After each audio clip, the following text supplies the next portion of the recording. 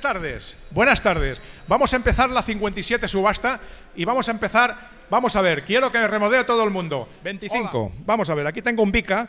Este aparato es un aparato bastante emblemático porque era de los primeros que hicieron en aquella época con fono. O sea, aquí se le podía poner un pickhook, o sea, un brazo de un tocadiscos, de aquellos que iban a cuerda, y transmitía las señales aquí y aquí lo amplificaba. Entonces este aparato es un aparato que tiene un diseño muy majo, muy bonito, muy emblemático porque esta casa siempre hacía este tipo de aparatos así. Su precio de salida es muy interesante, 25 euros.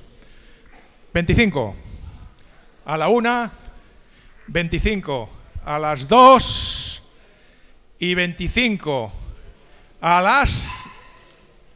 No, porque es el de la cámara. 3, por lo tanto queda desierto.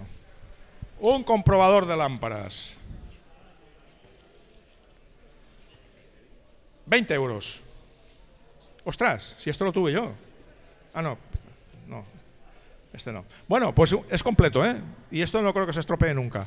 Su precio de salida, sí, es un comprador chulo, ¿eh? Además llevo aquí, bueno, es fantástico. No sé si es de la casa Maimó. Podría ser.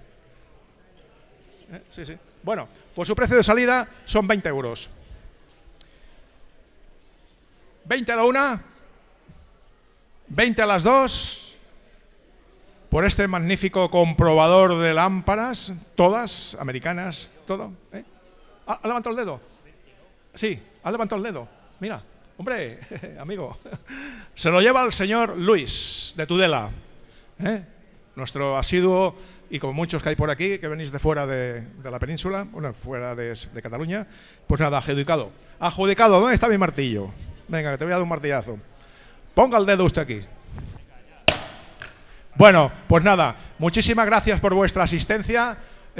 Otro año más por aquí.